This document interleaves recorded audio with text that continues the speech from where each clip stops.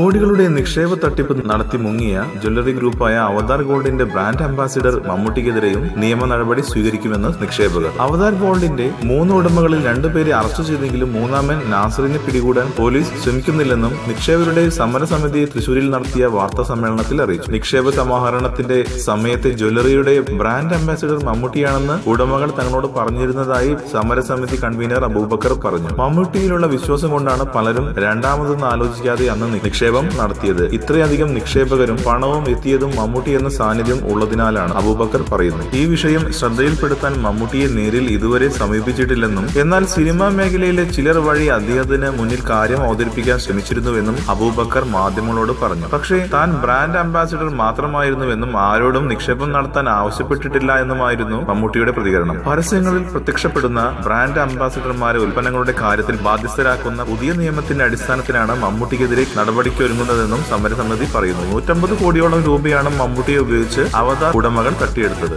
കൂടുതൽ സിനിമാ വാർത്തകൾക്കും വിശേഷങ്ങൾക്കും ഇപ്പോൾ തന്നെ സബ്സ്ക്രൈബ് ചെയ്യൂ മലയാളം ക്രിയേഷൻസ്.